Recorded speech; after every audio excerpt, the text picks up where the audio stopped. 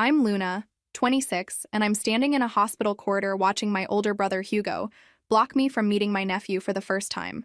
"You're not welcome here," he says, his voice cold as winter. "You've always been a bad influence on Jade. Where are you watching from today? Drop your location in the comments below and hit that like and subscribe button if you've ever felt rejected by your own family. You'll definitely want to stick around for what happened next. You know what's funny about family? They'll tell you they love you right before they crush your soul. Hugo has always been the golden child. Perfect grades, perfect job, perfect everything.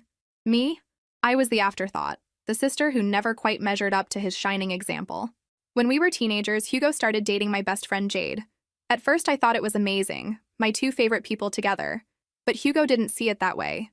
He saw me as competition for Jade's attention. Every sleepover, every girls' night, every moment Jade and I shared became a threat to his control. "She's a bad influence," he told our parents when I was 17. "Jade needs to focus on her future, not waste time with childish games." Those childish games? Study sessions for AP exams and college application prep. But Hugo painted me as the troublemaker leading his innocent girlfriend astray. Our parents, predictably, sided with their precious son. "Maybe you should give them space to grow their relationship," Mom suggested gently. Dad just nodded along, as he always did when Hugo spoke. So I learned to stay quiet, to make myself smaller, to not rock the boat. Hugo got his way, and Jade started pulling away from me. Not all at once. That would have been too obvious. Just gradual distance, canceled plans, shorter phone calls until we barely spoke at all. That was 8 years ago. 8 years of watching from the sidelines as my brother controlled every aspect of his relationship. 8 years of building my own life from scratch. Because nobody was going to hand me anything. While Hugo was playing perfect boyfriend with family money backing his every move, I was working 3 jobs to put myself through business school. While he was getting graduation parties and celebrations, I was grinding in silence, building a marketing consultancy from my studio apartment. Turns out, being the forgotten child has its advantages. Nobody expects much from you, so when you succeed, it hits different. My company now generates 7 figures annually. I own properties in 3 states. I've never asked my family for a penny because I learned early that everything comes with strings attached. But when Jade got pregnant, something shifted inside me. This was my chance to be the aunt I never had, to break the cycle of family dysfunction. When Hugo called to tell me about the pregnancy, I made him a promise that would change everything. "I want to be there when the baby comes," I told him. "Whatever happened between us in the past, this is about family." Hugo paused for so long I thought the call had dropped. "We'll see," he finally said. "Jade's having a difficult pregnancy. She needs to stay calm." Even then, he was setting up barriers. Even then, he was preparing to shut me out. But I hoped, that becoming an aunt would override his need to control everything. I was wrong. 3 months later, when Jade went into labor, I kept my promise. I cleared my schedule, loaded my car with gifts for the baby, and drove 12 hours straight through 2 states to get to their hospital. 12 hours of excitement, of imagining holding my nephew, of believing that this moment would heal the wounds in our family. 12 hours of driving toward what I thought would be a new beginning. Instead, I found my brother standing guard at the maternity ward entrance like a bouncer at an exclusive club, and the look in his eyes told me everything I needed to know about how this family reunion was going to end.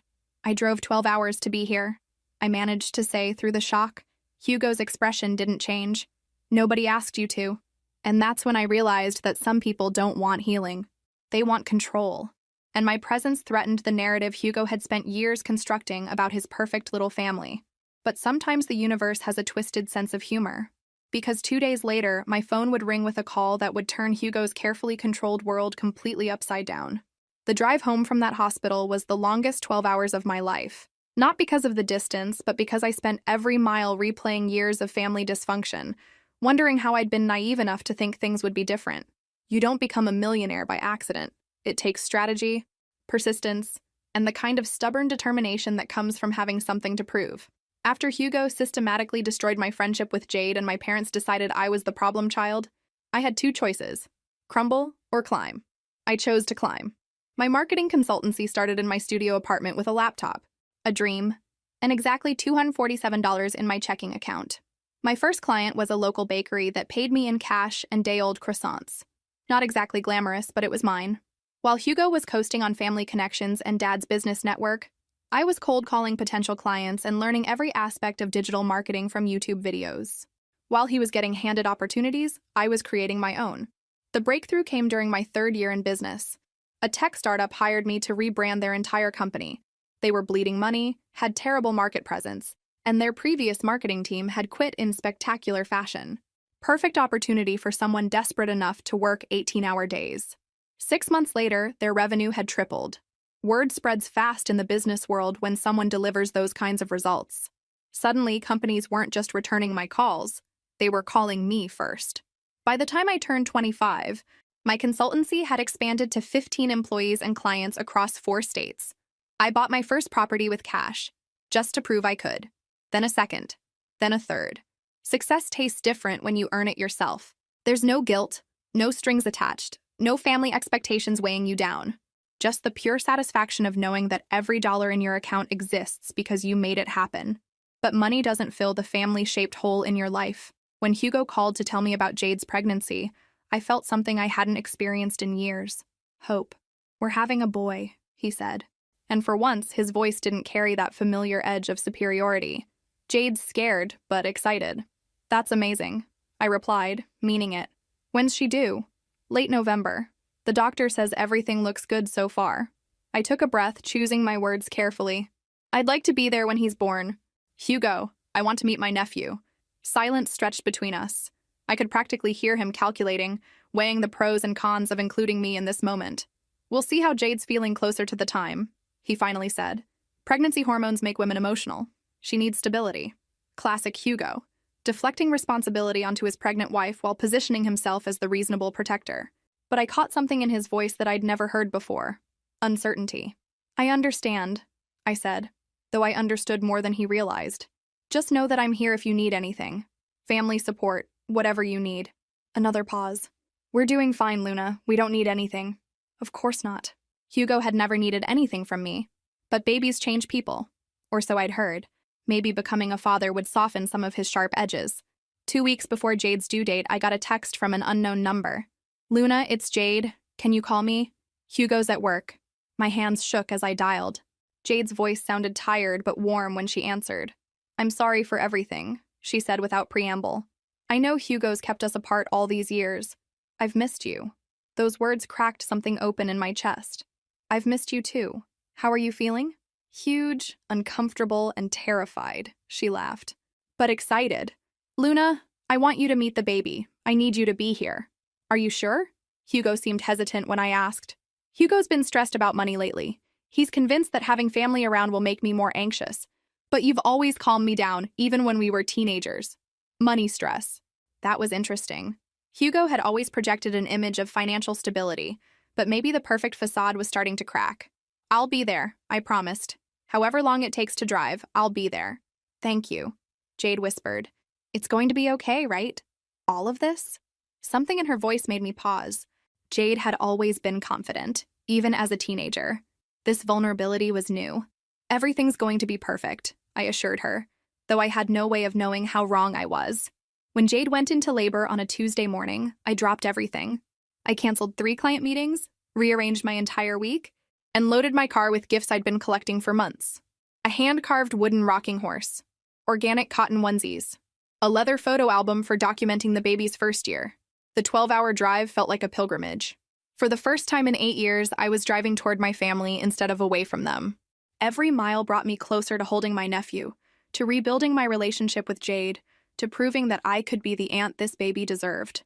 I imagined Hugo's face when he saw me walk into that hospital room. Maybe he'd finally realize that success hadn't made me bitter or vindictive. Maybe he'd see that I just wanted to love this baby and support them both. I was so lost in these fantasies that I almost missed the hospital exit. My heart was racing as I parked, grabbed the gift bags from my back seat, and walked toward the maternity ward entrance. That's where I found Hugo, arms crossed, blocking the doorway like I was some kind of threat, instead of the baby's aunt who'd driven across 2 states to be there. And that's when I learned that some fantasies are just that, fantasies. The hospital parking lot felt different on the way out, emptier. The gift bags that had weighed down my arms on the walk-in were now sitting in my back seat, unopened, like artifacts from a future that would never happen. I sat in my car for 20 minutes before starting the engine, trying to process what had just occurred. Hugo's words kept echoing. "You're not welcome here. You've always been a bad influence." The worst part wasn't the rejection itself. It was how unsurprised I felt by it. Deep down, I'd known this was possible. I'd spent 8 years watching Hugo systematically control every aspect of his relationship with Jade. Why would the birth of their child be any different? But hoping had felt so good. For 12 hours on the drive there, I'd let myself imagine being part of a real family again. Walking into that hospital room and seeing Jade's tired but happy face. Holding my nephew for the first time. Taking pictures to commemorate the moment our family grew. Instead, I got Hugo's security guard routine and a reminder that blood doesn't always mean belonging. The drive home was a blur of gas stations, highway rest stops, and my own thoughts spinning in circles. I analyzed every interaction I'd had with Hugo and Jade over the past few months, looking for signs I'd missed. Had Jade really wanted me there, or had Hugo pressured her into that phone call? Was there something I'd done recently to trigger his hostility? By hour 8 of the return trip, I'd reached a different conclusion. It didn't matter. Hugo's need to control his environment was stronger than any family bond we might have shared, and I was tired of making myself smaller to accommodate his insecurities. My phone buzzed with notifications throughout the drive. Business contacts, client messages, the normal rhythm of a successful life. None from Hugo, none from Jade. The silence was its own message. When I finally pulled into my driveway at 2 in the morning, exhaustion hit me like a physical weight. 24 hours of driving for nothing. 24 hours of hope wasted. I left the gift bags in my car. Looking at them would only remind me of how naive I'd been to think this time would be different. My house felt too quiet after the constant road noise. I poured a glass of wine and sat on my couch staring at my phone. Part of me wanted to call Hugo to demand an explanation or at least the courtesy of a real conversation. Part of me wanted to call our parents and tell them what their golden child had done. But I did neither. Because the truth was, I wasn't surprised. And you can't be surprised by something you've been expecting your entire life. Instead, I went to bed, hoping that morning would bring some clarity about what came next. I'd spent years building a life independent of my family's drama. Maybe it was time to stop trying to force connections that clearly weren't meant to exist. Sleep came eventually, filled with dreams about empty hospital rooms and gifts that would never be opened. I woke up Wednesday morning with a plan: dive back into work, focus on my clients, and forget about family fantasies that only led to disappointment. I had 3 major campaigns launching that week and a new client presentation on Friday. Real accomplishments that mattered to people who actually valued my contribution. Thursday passed normally. Client calls, strategy sessions, the comfortable routine of professional success. I barely thought about Hugo or the hospital, or at least, I told myself I didn't. Friday morning brought a sense of normalcy I hadn't felt since driving away from that maternity ward. I was reviewing presentation slides when my assistant buzzed my office phone. "Luna, there's a call for you. Someone from Riverside Regional Hospital." My stomach dropped.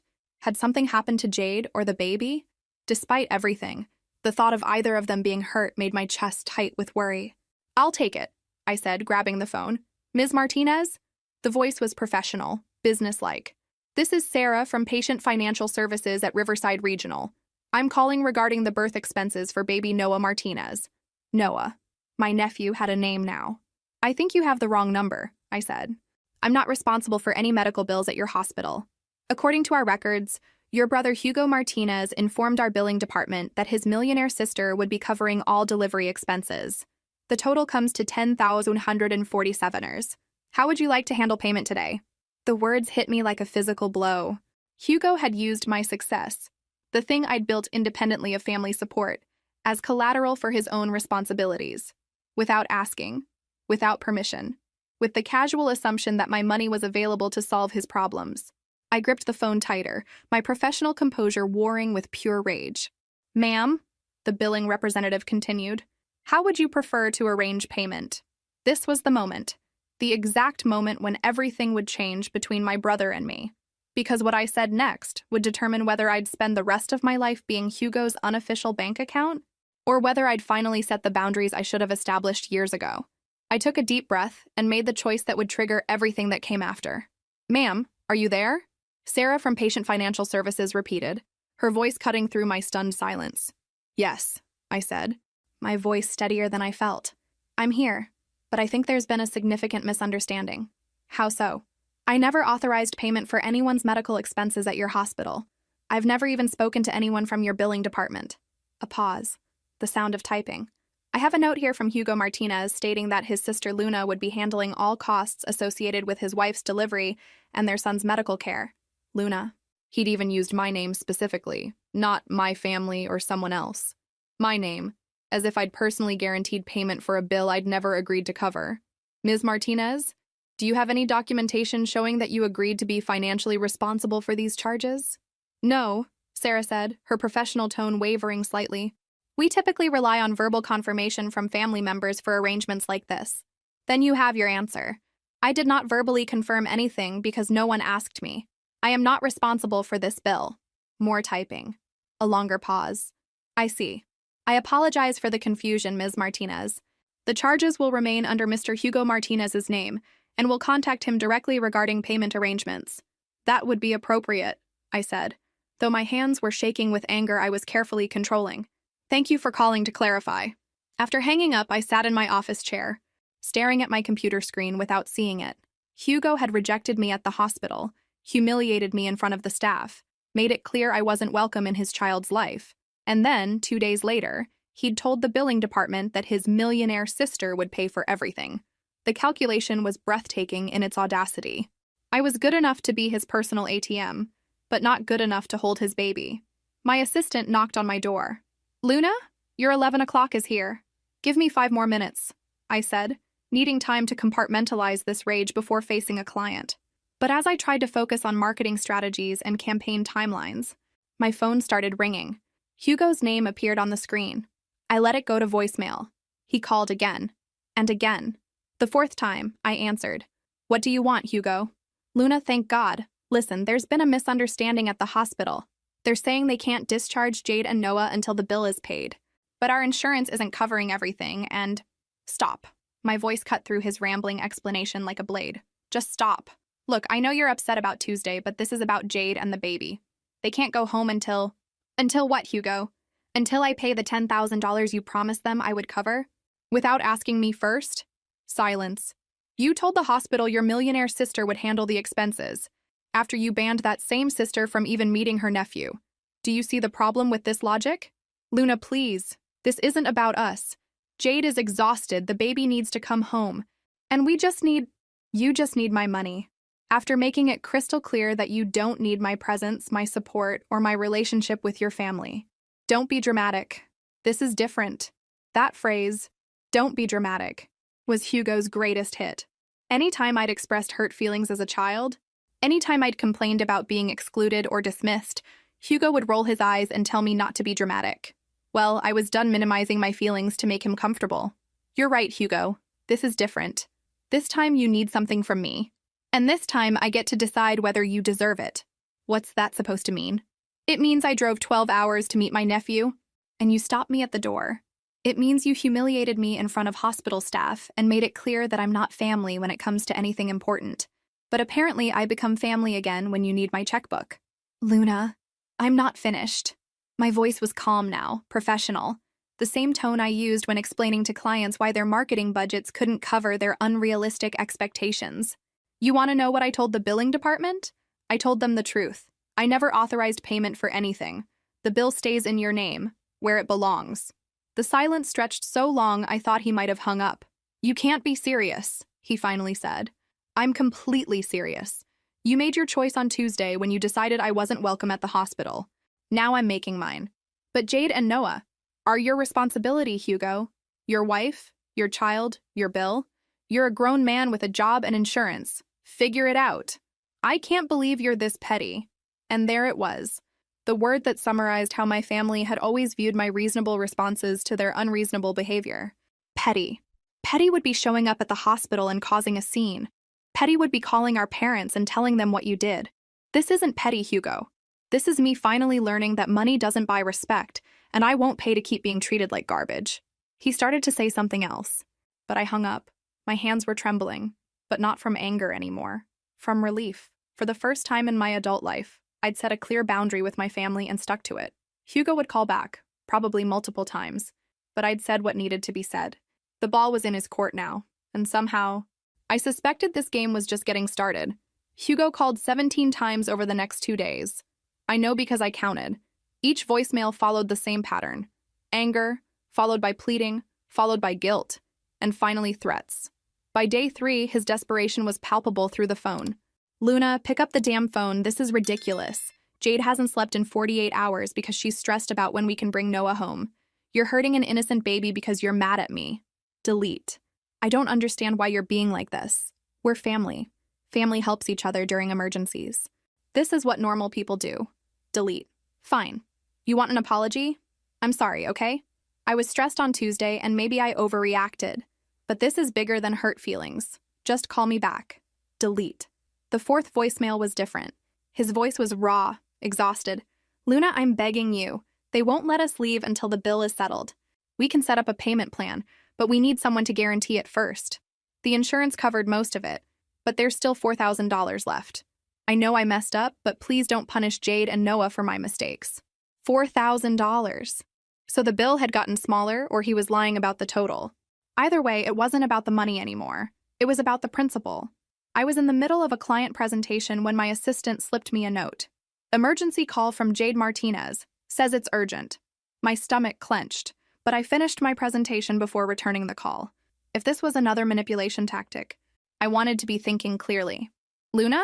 Jade's voice was exhausted, strained. "Hi, Jade. How are you feeling?" "Horrible. We've been at this hospital for 5 days now. Noah's fine. I'm fine. But they won't discharge us until the bill situation is resolved." 5 days. That seemed excessive for a normal delivery. "What exactly happened with the insurance?" "I don't know. Hugo handles all our finances. He says there were complications with the billing codes or something." "Luna, I just want to take my baby home." The exhaustion in her voice was genuine. Whatever Hugo had told the hospital about my financial responsibility, Jade was clearly suffering for it. "Has Hugo explained why the hospital thinks I'm responsible for your bill?" A pause. "He said he mentioned to someone that you were successful and might be able to help if needed, but he swears he didn't promise anything specific." Hugo was still lying, even to his own wife. The hospital had been very clear about what he'd told them. "Jade, I need you to know something. The hospital called me directly and said Hugo specifically told their billing department that his millionaire sister would cover all delivery expenses. He used my name and promised my money without asking me first." Silence. "That's not... Hugo wouldn't do that without asking you first." "I have the phone records, Jade." The billing representative was very specific about what Hugo told them. Another long pause. When Jade spoke again, her voice was different. Smaller. "I'm so tired, Luna. I just want to go home. Can we work something out? I promise we'll pay you back." This was the moment I'd been dreading. Jade, sweet, exhausted, innocent Jade, caught in the middle of her husband's manipulation and my boundary setting. "Jade, can I ask you something? And I need you to be honest with me." "Okay. Are you happy in your marriage, I mean? In your... Is Hugo treating you well?" The pause that followed told me everything I needed to know. That's a complicated question, Luna." "No, it's really not. Either he respects you and treats you as an equal partner, or he doesn't. Marriage is hard, especially with a new baby and money stress, and..." She was making excuses for him, the same way our parents had always made excuses for Hugo's behavior. "Jade, I want to help you, but I won't enable Hugo's financial irresponsibility or his assumption that my money is available to solve his problems. Those are two different things." "I don't understand the difference."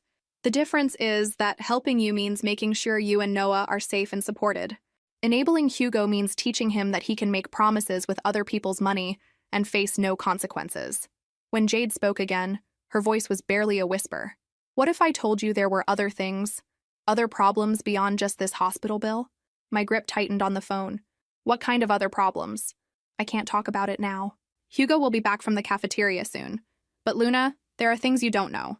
Things I've been too scared to tell anyone." And just like that, the game changed completely. "Jade, are you safe?" "Physically, yes. But Luna, I think I might need help. Real help. The kind that goes beyond hospital bills." Before I could respond, I heard Hugo's voice in the background. "Who are you talking to?" "I have to go," Jade whispered. "But Luna, can I call you tomorrow? When he's not around?" "Yes," I said immediately. "Call me anytime, day or night." The line went dead, leaving me staring at my phone with 1,000 new questions, and the growing certainty that this situation was much bigger than a hospital bill. Whatever Jade needed to tell me tomorrow was going to change everything. The call came at 6 in the morning. I was already awake, nursing coffee and watching the sunrise through my kitchen window. I'd barely slept, thinking about the fear I'd heard in Jade's voice, and the careful way she'd looked over her shoulder before hanging up. "Luna?" Jade's voice was a whisper, urgent and scared. "I'm here. Are you okay?" "I'm in the hospital bathroom. Hugo's still sleeping, but he'll wake up soon. I don't have much time." "Tell me what's going on." "The hospital bill isn't the real problem. Hugo has been gambling online. A lot. We're in debt up to our eyeballs. And I didn't know until last week." The words tumbled out in a rush, like she'd been holding them back for so long that they exploded the moment she found someone to tell. "How much debt?" $70,000, maybe more. He's been using my name for loans without telling me. My credit is destroyed, and I didn't even know. $70,000. Suddenly, the hospital bill seemed like loose change. "Jesus, Jade. When did you find out?" 3 days ago, a creditor called my phone looking for Hugo. When I told him Hugo wasn't available, the man said maybe I could help since the loan was in my name. "Luna, I've never applied for a loan in my life." My hands tightened around my coffee mug. Identity theft, financial abuse. Hugo wasn't just irresponsible, he was criminal. "What did Hugo say when you confronted him?" "He cried, said he had a gambling problem but that he was getting help. Promised it would never happen again. Begged me not to tell anyone because it would ruin his career." "And you believed him?" A bitter laugh. "I wanted to. But then the next day I found betting apps hidden on his phone. Thousands of dollars in transactions from the past month alone. He'd been lying to my face while promising to change." "Jade, you need to get out of there. It's not that simple. I have a 3-day-old baby, no job, nowhere to go. And Hugo keeps saying he'll get help, that we can work through this together." I closed my eyes, recognizing the pattern. Hugo had always been a master manipulator, but this was next-level emotional abuse. "He's isolated you, hasn't he? From friends, from family, from anyone who might help you think clearly?" Silence. Then quietly, "He says people don't understand our relationship, that they're jealous of what we have, that only he really loves me." Classic abuser playbook. Isolation disguised as exclusive love? Jade, manipulation always comes wrapped in exclusive love. The people who really love you want you to have support systems, not depend entirely on them. I know that now. But Luna, I'm scared. What if I can't make it on my own? What if I can't provide for Noah? What if you can't provide for Noah if you stay? Hugo's gambling addiction isn't going to magically disappear because he has a baby to feed. If anything, the pressure will make it worse. I heard movement in the background, and Jade's voice became even quieter. "He's waking up. I have to go." "Jade, wait. Before you hang up, do you want help getting out?" Real help, not just money. The pause stretched so long I thought she'd already hung up. "Yes," she whispered finally. "God, yes. I'm so tired of being scared and apologizing for things that aren't my fault. But Luna, if I do this, there's no going back. Hugo will never forgive either of us." "Good," I said firmly. "Some people don't deserve forgiveness. They deserve consequences." "What would I need to do?" "First, you need a lawyer. Someone who specializes in family law and financial abuse. Second, you need documentation of all the loans and debts Hugo opened in your name. And third, you need to be absolutely sure about this decision, because once we start, we finish it. I'm sure. I've been sure for months. I just didn't have the courage to admit it. But watching him promise you money that wasn't his to promise, seeing how he treated you at the hospital, I can't pretend anymore that this is normal. Then we do this right. I'll make some calls this morning and have names for you by tonight." "Luna?" "Yeah? Thank you. For not just writing me off with Hugo. For seeing that I was trapped instead of complicit." After we hung up, I sat in my kitchen as morning light filled the room, thinking about how completely the situation had shifted. 24 hours ago, I'd thought this was about a hospital bill and family boundaries. Now I understood it was about something much more serious. Getting Jade and Noah away from a man who viewed them as extensions of himself, rather than people with their own rights. Have you ever experienced someone close to you revealing they needed help escaping a toxic situation? Drop your thoughts in the comments below. Your support might help someone else recognize the signs. Hugo had spent years positioning himself as the responsible one, the successful one, the one who had his life together while I was just his dramatic little sister. But scratch the surface of his perfect facade, and underneath was financial chaos, emotional abuse, and a gambling addiction he'd been hiding behind borrowed money and other people's names. By lunchtime, I had 3 attorney recommendations and a plan that would either free Jade from an abusive marriage or destroy what remained of my relationship with my family forever. Honestly, at this point, I was hoping for both. By Tuesday afternoon, I had Jade connected with Patricia Morrison, a family law attorney who specialized in cases involving financial abuse and coercive control. Patricia came highly recommended, and more importantly, she understood that leaving an abusive marriage with a newborn required careful planning and absolute discretion. The most dangerous time for abuse victims is when they try to leave, Patricia explained during our three-way call. We need to document everything before Hugo realizes what's happening. Jade had been busy. 3 days of secretly photographing loan documents, saving text messages, and recording Hugo's promises to fix everything, while simultaneously placing new bets on his phone. The evidence was damning and comprehensive. He's been forging my signature for months, Jade told us, her voice steadier than I'd heard it since this all began. I found credit card applications, loan documents, even a second mortgage on our house that I never signed. That's identity theft and forgery, Patricia said bluntly. Federal crimes. We can use this. But Hugo wasn't going down without a fight. When the divorce papers were served on Thursday morning, his reaction was exactly what I'd expected. Pure rage followed by desperate manipulation. My phone started ringing at 11:47 a.m. You vindictive bitch, Hugo snarled the moment I answered. You turned my wife against me. You destroyed my family. Hello to you too, Hugo. How's fatherhood treating you? Don't you dare act innocent. Jade was fine until you got in her head with your feminist nonsense. Now she's filing for divorce and taking my son away from me. Your son, not our son or Noah. Possession, not love. Jade filed for divorce because you've been stealing her identity and gambling away your family's future. I just gave her the attorney's number. She's confused. Postpartum depression makes women irrational. She doesn't know what she's doing. Classic Hugo. Blame everyone except himself. Jade's perfectly rational decision to leave her lying, gambling, financially abusive husband was suddenly a mental health crisis. You know what I think, Hugo? I think you're scared. For the first time in your life, you can't control the narrative. Jade sees through your lies. I'm not paying your bills. And you're about to face the consequences of your own choices. If she goes through with this divorce, I'll destroy her in court. I'll prove she's an unfit mother. I'll get full custody of Noah, and you'll never see either of them again. And there it was. The threat I'd been waiting for. Hugo's nuclear option. The one card he thought would make me back down. That's interesting, I said calmly, because Patricia already anticipated you'd try that approach. Silence. See, Hugo, the thing about hiring an experienced attorney is that they've seen every manipulation tactic before. Patricia represents women like Jade all the time. Women whose husbands threaten to take their children away unless they stay silent about financial abuse. You can't prove anything. Actually, I can prove everything. Every forged signature, every loan you opened in Jade's name, every gambling transaction while you were promising to change. Oh, and my personal favorite, the messages where you explicitly forbid Jade from bringing Noah to see me because I'm supposedly a bad influence. I heard him breathing heavily on the other end of the line. You want to talk about unfit parenting, Hugo? Let's talk about a father who steals his wife's identity to fund his gambling addiction. Let's discuss a man who lies to hospitals about who's paying bills and then emotionally manipulates his exhausted wife when his schemes fall apart. Luna, you don't understand.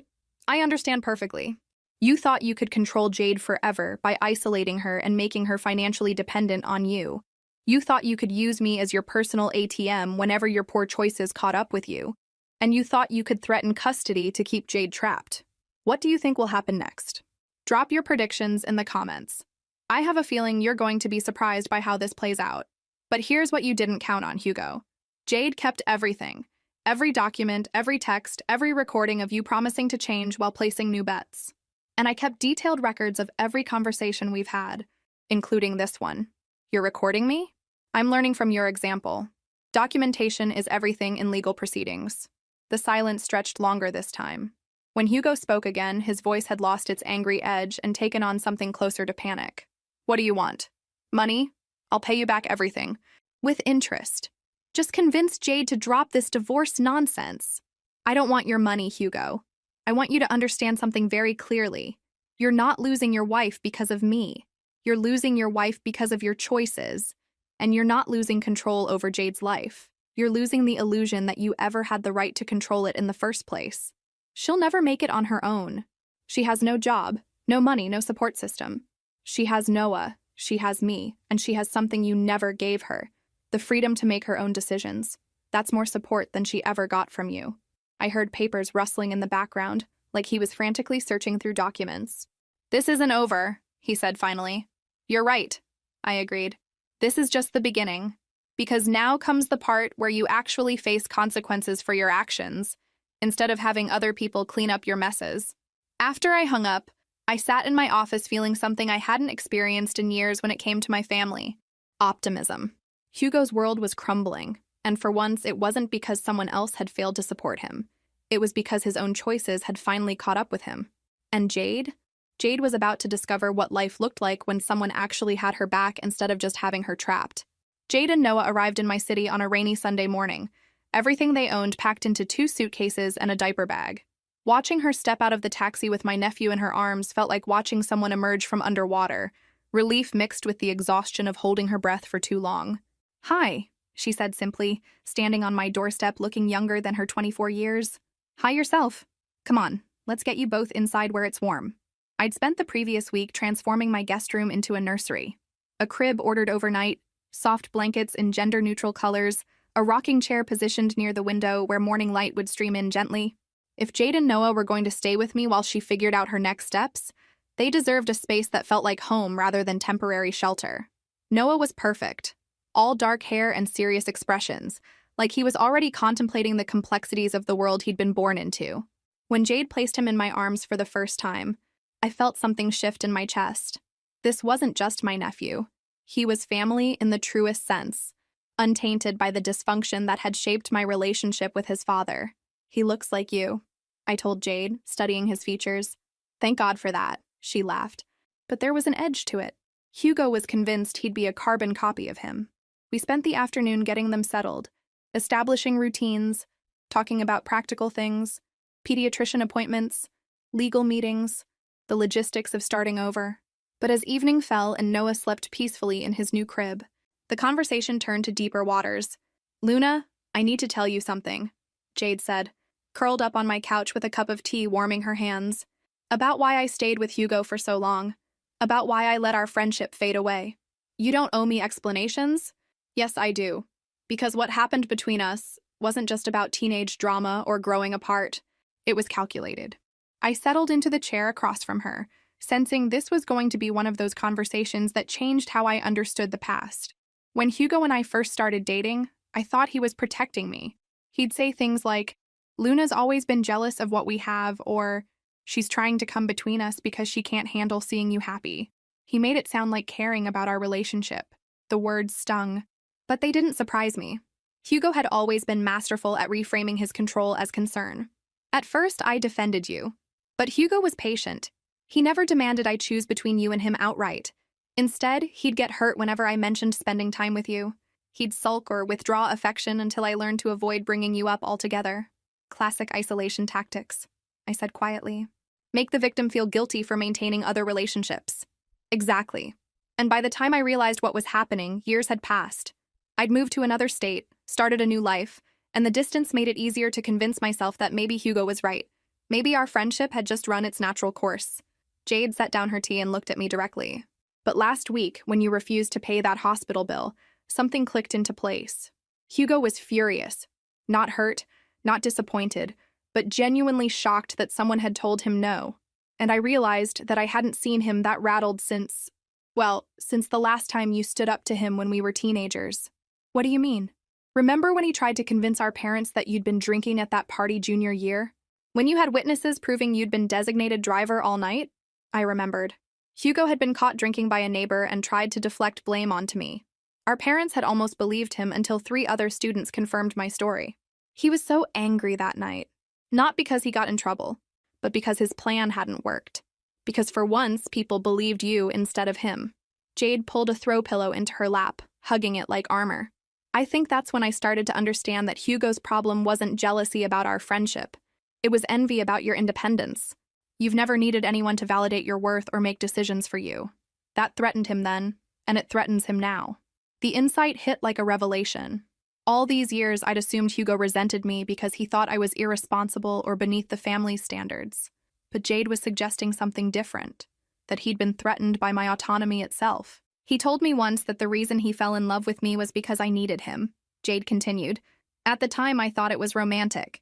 Now I realize it was a confession. Needing someone and being controlled by them are 2 very different things, I said. I know that now, But Luna, I need you to understand something else. Leaving Hugo, filing for divorce, coming here with Noah, it isn't just about escaping a bad marriage. It's about refusing to let anyone else decide who I'm allowed to love or who I'm allowed to be. Something in her voice broke open as she said those words, and I realized we were both crying. I'm so sorry, she whispered, for all the years I let him come between us, for believing his version of who you were instead of trusting what I knew to be true. You don't need to apologize for surviving, I told her. You did what you had to do in an impossible situation. But I want to start over. Not just pretend the past didn't happen, but actually build something new between us. Something that's ours, not shaped by his insecurities or anyone else's expectations. I reached for her hand across the space between us. Yes, I said simply. Together. The right way this time. Outside, rain continued to fall against the windows, but inside, something that had been broken for 8 years was finally beginning to heal. Patricia Morrison called Tuesday morning with news that made me smile into my coffee cup. Hugo's attorney wants to negotiate, she said, barely containing her own satisfaction. Apparently, when they reviewed our evidence file, they advised their client that fighting this divorce would be what they diplomatically termed inadvisable. What kind of evidence are we talking about? I asked, though I suspected I already knew. Everything. Bank records showing the gambling transactions, forged loan applications with Jade's signature, recorded phone calls where he promises to stop betting while simultaneously placing new wagers. Oh, and my personal favorite, security footage from the hospital showing him preventing you from seeing Noah while promising the billing department you'd pay for everything. Hugo had unknowingly documented his own downfall. Every lie, every manipulation, every moment of control had left a digital trail that his own attorney was now recommending he not try to defend in court. What's he offering? Full custody to Jade, no alimony claims against her, and he'll take responsibility for all debts incurred in her name. In exchange, Jade agrees not to press criminal charges for the identity theft. It was more than we dared hope for. Hugo was essentially surrendering everything rather than risk public exposure of his gambling addiction and financial fraud. What does Jade think? She wants to accept. The sooner this is over, the sooner she can focus on building a stable life for Noah without looking over her shoulder. That afternoon, Jade and I took Noah for his first walk through my neighborhood. The autumn air was crisp, leaves crunching under our feet as we pushed his stroller down tree-lined streets. Watching Jade point out flowers and birds to her sleeping baby, I was struck by how different she looked. The tension that had lived in her shoulders for years was finally starting to ease. Patricia says we could have the divorce finalized within 60 days, Jade said as we paused at a small park. How are you feeling about it? Relieved, scared, guilty for feeling relieved. She adjusted Noah's blanket carefully. Is it wrong that I'm not sadder about my marriage ending? It's wrong that your marriage made you sad enough that ending it feels like freedom. We found a bench where we could sit while Noah napped in his stroller. The park was quiet except for the sound of children playing on distant swings. I keep thinking about what our lives would have looked like if Hugo hadn't convinced me to cut ties with you, Jade said. If I'd had someone to talk to about his gambling, his controlling behavior, his mood swings when he lost money. You can't change the past, I reminded her, but you can decide what happens next. I want to go back to school, she said suddenly. Before Hugo, I was studying early childhood education. I only had 1 semester left when I dropped out to support his career move. This was the first time Jade had mentioned her own abandoned dreams. Hugo's version of their relationship had always portrayed him as the ambitious one making sacrifices, while Jade provided emotional support. What stopped you from finishing? Hugo said it was impractical. That we needed my income from waitressing more than we needed another degree. He convinced me that his business success would benefit us both more than my teaching career. More manipulation disguised as practical advice. Hugo had systematically dismantled every aspect of Jade's independence. Her friendships, her education, her career goals, while positioning himself as the reasonable partner, making logical decisions. You could finish now, I suggested. Online programs, part-time schedules. It might take longer with Noah, but it's not impossible. Could I really? At 24 with a baby and no money? Jade, you left an abusive marriage with a 3-week-old infant and no support system except me. If you can do that, you can absolutely finish your education. She was quiet for several minutes, watching other mothers push their children on swings. I spent so many years making myself smaller to fit into Hugo's idea of what our life should look like, she said finally. I forgot that I had ideas of my own. Now, you get to remember. That evening, while Jade fed Noah and I made dinner, My phone buzzed with a text from an unknown number. I almost deleted it without reading, assuming it was spam, but something made me check. This is Hugo. I know you think you've won, but this isn't over. I'll find a way to get my son back. I showed the message to Jade, who read it with more exhaustion than fear. He still doesn't get it, she said. Noah isn't something to be won or lost. He's a person who deserves parents who put his needs first. Do you want me to forward this to Patricia? Yes. She said documenting any threatening communication would be important if he tries to challenge the custody arrangement later. I sent the screenshot to Patricia with a brief explanation. Her response came back within minutes. Adding this to the file. Hugo's making this easier than it needs to be. Later that night, after Jade had gone to bed and Noah was sleeping peacefully in his crib, I sat in my living room thinking about how completely our lives had changed in less than 2 weeks. Hugo had spent 8 years isolating Jade from everyone who might support her independence. He'd convinced her that love meant dependence, that protection meant control, that his jealousy was proof of his devotion. But isolation works both ways. While Hugo was busy cutting Jade off from external perspectives, he was also cutting himself off from people who might have helped him address his gambling addiction before it destroyed his family. Now he was facing the consequences of those choices. A wife who no longer believed his promises, a sister who wouldn't subsidize his irresponsibility, and a son he might see only under court-supervised visitation. Meanwhile, Jade was rediscovering who she'd been before Hugo convinced her she needed his permission to exist. And Noah would grow up in a home where love meant support rather than control, where family meant people who encouraged your growth rather than demanded your dependence. Hugo thought he was losing a game he'd been winning for years. The truth was, he'd never been winning anything. He'd just been holding people hostage with their own love for him.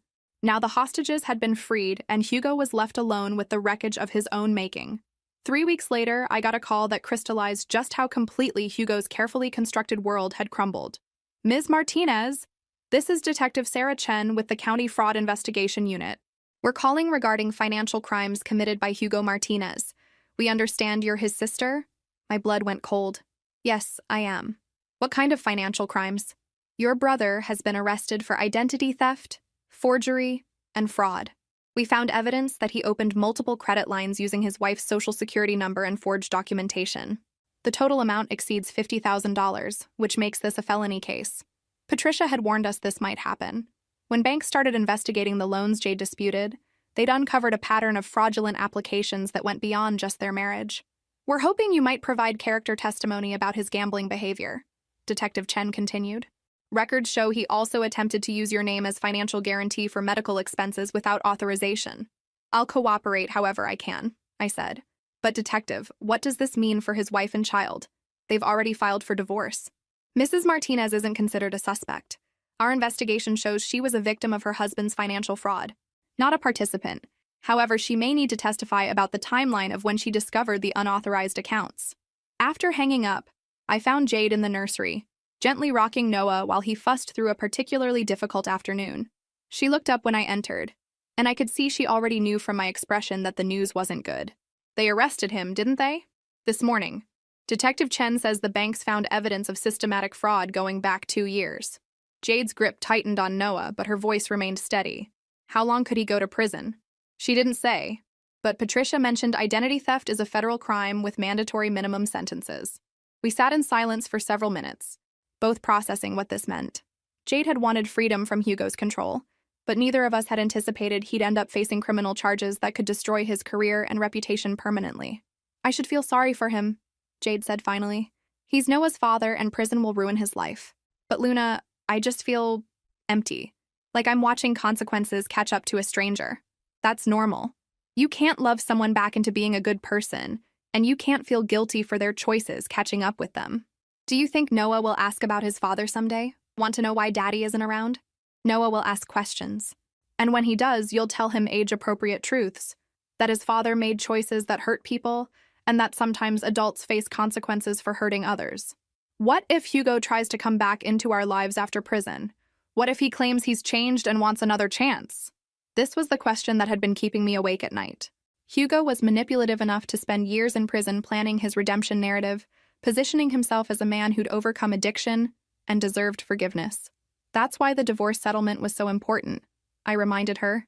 Legal custody agreements don't disappear because someone serves their sentence. And Patricia made sure any future visitation would require court approval and supervision. Jade stood up, moving to the window where late afternoon sun cast gentle patterns across the floor.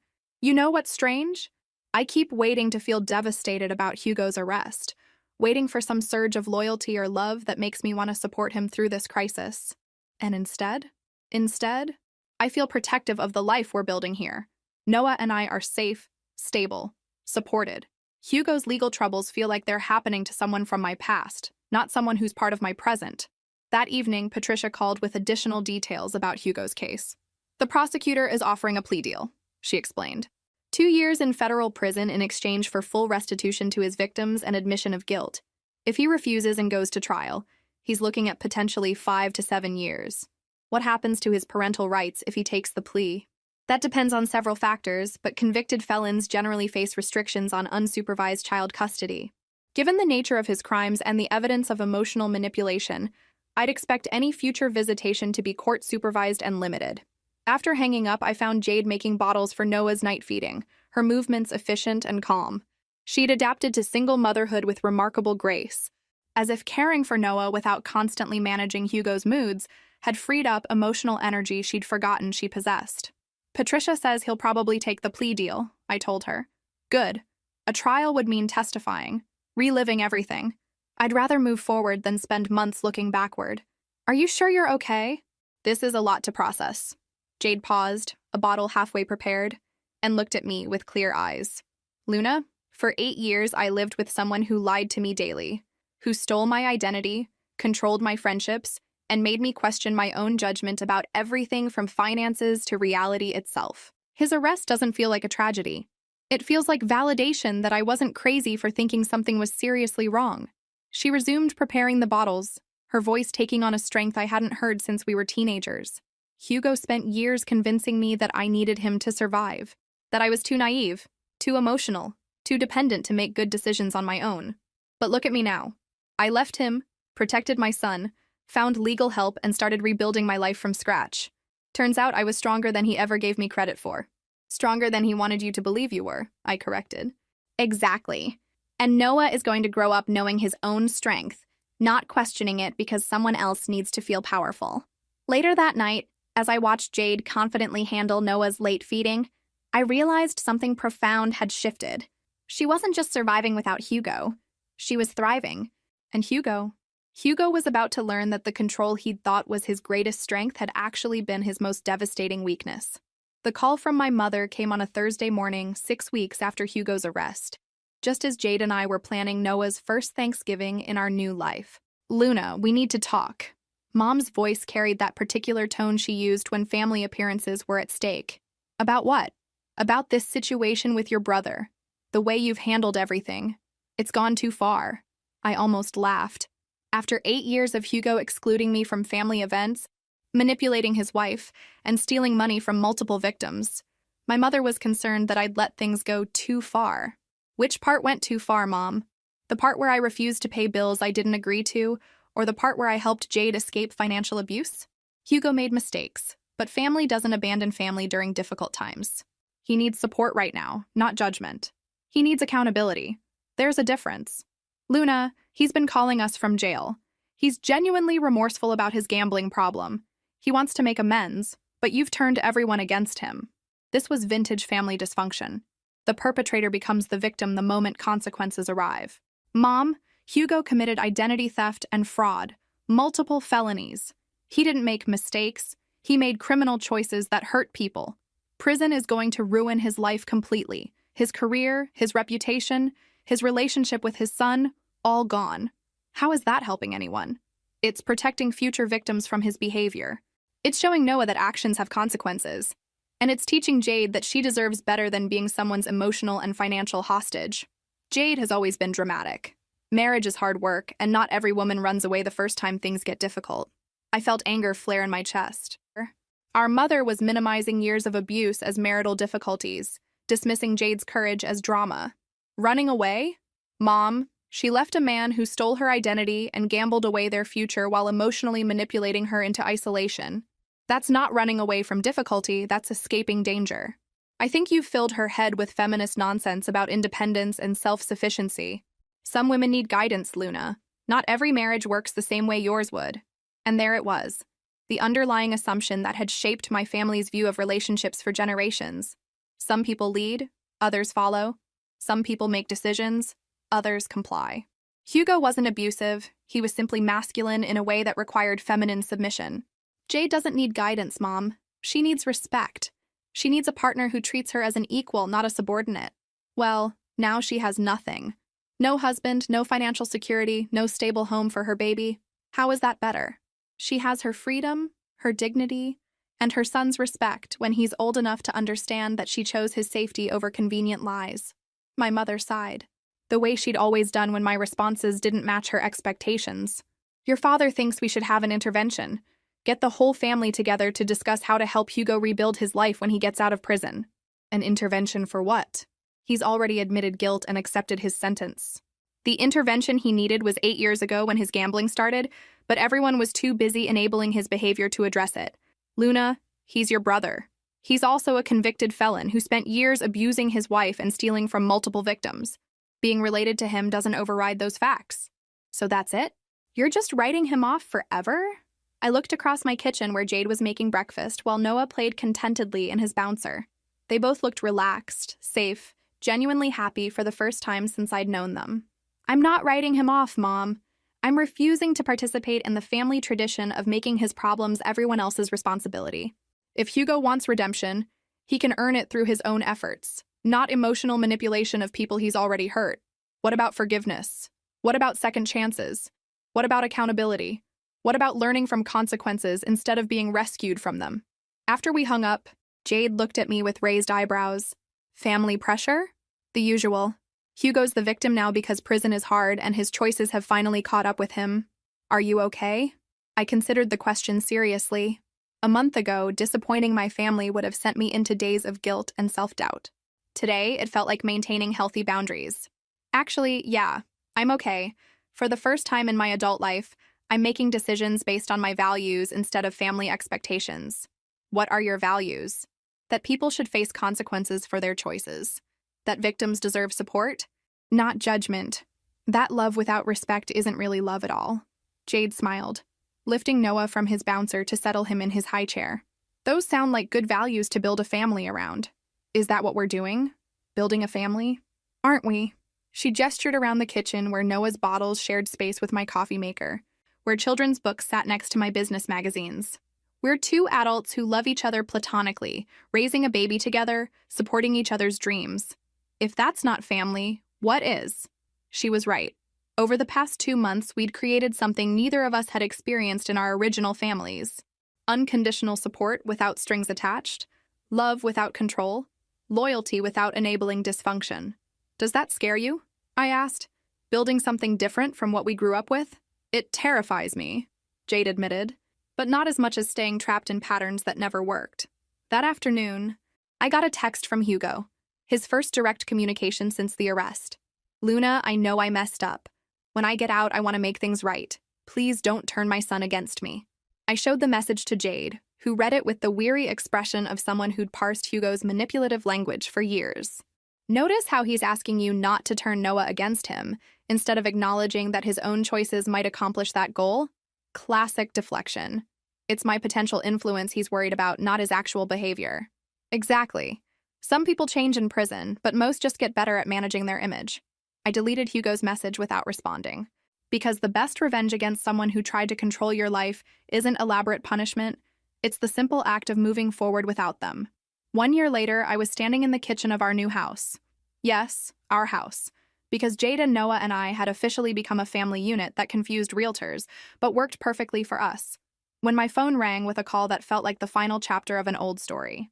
Hugo had been released after serving 18 months of his 2-year sentence. Early release for good behavior, according to my mother's carefully neutral update 3 days earlier. Luna, it's Hugo. His voice sounded different, smaller. The commanding tone that had dominated every conversation for 30 years was gone, replaced by something that might have been genuine humility. Hi, Hugo. I know you probably don't want to hear from me, but I needed to call. To apologize. Really apologize, not just say words because someone told me to. I looked across the kitchen where Jade was helping 16-month-old Noah stack blocks. both of them laughing when the tower inevitably tumbled down. In the year since Hugo's arrest, Noah had learned to walk, say Mama, and Auntie Luna, and sleep through the night.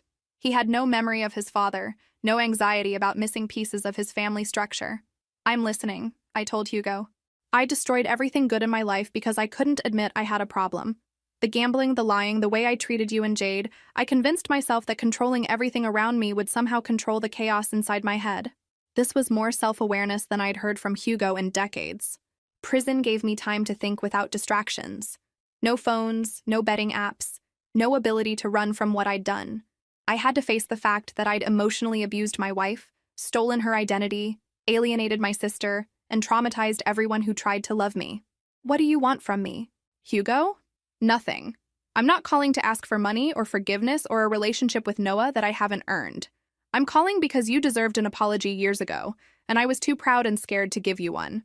I sat down at our kitchen table, processing this version of my brother who sounded like an actual adult taking responsibility for his choices.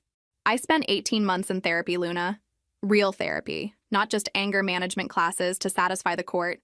I learned about addiction, about control, about the way I'd been using other people's emotions to avoid dealing with my own problems. And I realized that every time I told you that you were dramatic or too sensitive or a bad influence, I was really saying that your independence threatened my need to be the most important person in everyone's life. This insight was so accurate, it was almost startling. I was jealous of you," he continued. "Not your money or your success, but your ability to be happy without needing constant validation from other people. You built a life based on your own values instead of trying to control everyone else's choices. Hugo, I'm not asking you to forgive me or let me back into your life. I just needed you to know that I finally understand the difference between an apology and an excuse. And that everything that happened to my marriage, my relationship with Noah, my criminal charges, all of it was consequences of my own behavior, not anyone else's choices." After we hung up, I sat quietly for several minutes, absorbing this conversation with a version of my brother I'd never met before. Jade looked up from the living room where she was reading to Noah. "How was that?" "Surprisingly genuine. Like he might actually understand what he did wrong instead of just being sorry he got caught. Does that change anything for you?" I considered the question carefully. Did Hugo's apparent growth change my feelings about the past 8 years? Did his accountability alter my decision to build a life that didn't include him? "No," I said finally. "I'm glad he's getting help and taking responsibility. But acknowledgement of past damage doesn't automatically create future trust. What if he wants to meet Noah someday? Then he'll need to prove through consistent actions over time that he's capable of putting Noah's needs ahead of his own ego. Words are a start, but they're just a start." That evening, as I watched Jade help Noah with his bedtime routine, the comfortable domestic rhythm we'd developed over months of shared parenting, I realized something profound about the difference between forgiveness and trust. I could forgive Hugo for the years of manipulation, the hospital humiliation, the financial schemes that had hurt his own wife. Forgiveness was about releasing my own anger, not about restoring our relationship to some previous state. But trust? Trust was earned through consistency over time. Trust was demonstrated through actions that prioritized other people's well-being over personal convenience. Hugo had spent one phone call apologizing for 30 years of self-centered behavior. That apology mattered, but it didn't erase the need for him to prove through sustained effort that he'd actually changed rather than just learned better language for managing his image. Meanwhile, Jade had completed her teaching degree through online courses while raising Noah. She'd started working part-time at a local elementary school and was already being recognized for her innovative approaches to helping children from difficult family situations. Noah was thriving in a home where love meant encouragement rather than control, where the adults in his life modeled healthy communication instead of manipulation tactics. And me? I'd learned that the family you're born into doesn't have to define the family you create. Sometimes the greatest act of love is refusing to enable dysfunction, even when that refusal looks like abandonment to people who benefit from your compliance. If this story resonated with you, make sure to like and subscribe for more stories about finding your strength in impossible situations. Your engagement helps other people find these stories when they need to hear that walking away from toxic family dynamics isn't giving up. It's choosing yourself. Hugo thought his greatest punishment would be losing control over his wife and son. The truth was more complex. His greatest loss was realizing that the control he'd fought so hard to maintain had never been real love at all, and his greatest potential redemption wouldn't come from being welcomed back into our lives, but from learning to love the people around him without needing to own them. Whether he was capable of that kind of love remained to be seen. But Noah would grow up knowing the difference between love and possession, support and control, family and ownership, and that knowledge would protect him from ever accepting less than he deserved from anyone who claimed to love him.